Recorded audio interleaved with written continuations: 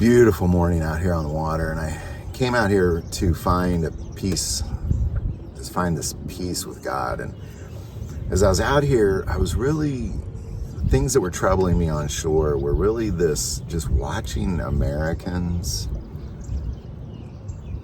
struggle with dependency on government and things. And, you know, we've been going through the book of Joshua for, I think, since February. And something I've said is you have to be able to stand up on your own. In a time of trouble, in a time of tribulation, when you are an outlaw for standing up for the things of Jesus Christ, for being the hands and feet, that you won't have the government to take care of you.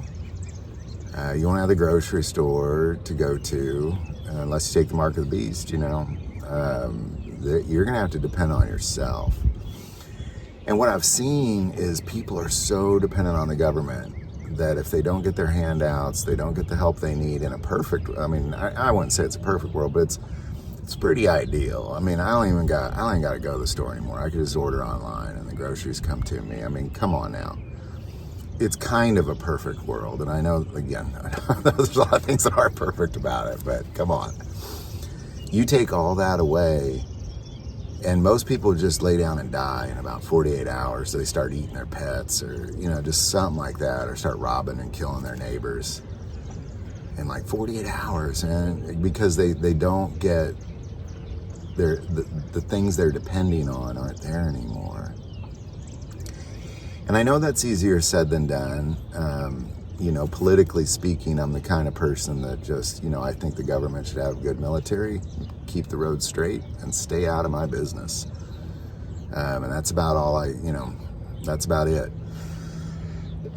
So I want to take this moment and just talk about, for me, you know, as a prepper, I've been lacking lately. I think if something happened today, I'd be like, oh man, I messed up. I wasn't prepared at all. I mean, I'm a little bit prepared. A lot more than most, but very little compared to most preppers. But it's got, if I walked out the door with nothing but the shirt on my back and my family, and that's all I had, I believe that I will be standing strongly on my own 2 feet every single step of the way, because I'm not leaning on this world. I'm not leaning, you know, even if I was a farmer with fields full of crops or a basement filled with, you know, all the preps a person could need to sustain for 5 years, I would give all of that up just to simply have this one thing of God saying, don't worry about all that other stuff. Anything that has to do with the world, don't depend on it. Now, I'm not saying don't prep. Definitely prep, because that's a foolish thing. I mean, squirrels prep, you know, so prep. What I'm saying is don't depend on those things. Don't act like if you didn't have those things that you can't live. Isaiah 42 says, for I, the Lord your God, will hold your right hand, saying to you, fear not, I will help you. That's who my Father is. It's exactly who he is. I don't need the government. You know, I've been laid off from a job. I don't need a job. There's always other ways to be resourceful. There's always other ways to be resourceful.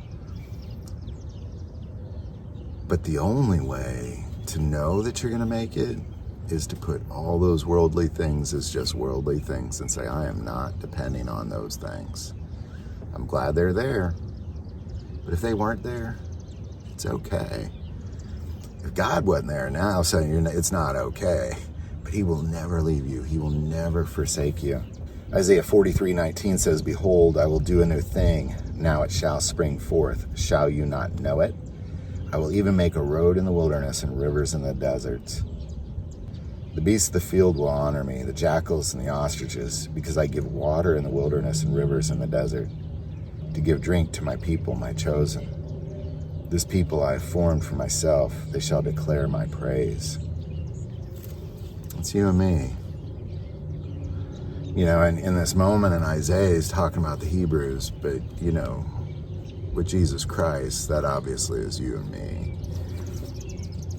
And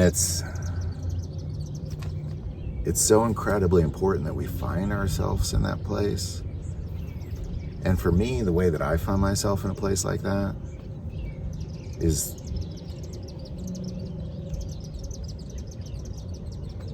I lean on him on the little things, like when I can't find my car keys. You know, my reaction is to gather the family around and have them help me, you know, just people, world, help. You know, and that's a minor problem. You know, I'm a fixer. As soon as problems start, immediately my brain just starts spinning. How can we fix? How can we fix? How can we fix? And you just have to stop yourself and just like, God, just you do it. You show me how to do this. You guide me. You're my father. You know, if you had I didn't have a good father, but if you had a good father, like a good father, I don't mean one, you know, just a good father who was always there, who disciplined you well, who was not quick to wrath, who didn't belittle, who didn't abuse. You know, you just had this good father who was there and just gave you wise counsel and great discipline. And if you were fixing your car for the first time, say you're 16, you get a new car. If you're fixing your car and you can't figure it out, you're going to go to your dad and he's going to help you. But he's going to teach you how to do it. And he's going to show you how to do it. And if you don't have the resources, he's probably going to help you get the resources to do it too. But in the meantime, making sure it seems like you're the one getting the resources, it's how good fathers do it, you know. For I, the Lord your God, will hold your right hand, saying to you, fear not, I will help you. You know, this is a place that we all have to get our hearts to, somehow. Don't lean on the government. Oh gosh, don't lean on them, man. They're terrible. Just being honest. Like, look at any government thing, like anything that's run by the government, other than the military, is in a hot mess right now. And even the military to some degree. So, you know, don't lean on them. Don't lean on those grocery stores. Lean on God and God alone. Because he will make rivers in the desert. You don't have water? It's okay. He'll bring you water. You don't have food? It's okay. He'll bring you food. You don't have a way to hunt? It's okay. He'll have a ram caught in a thicket for you. Like, you just walk up and kill it. You don't even got to catch it.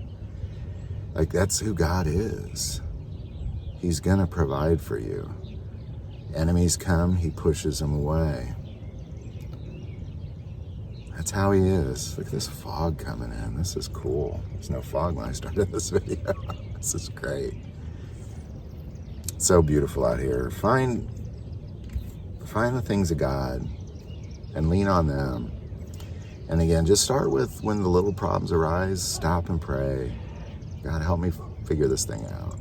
And then start looking for worldly solutions. And let him hold your hand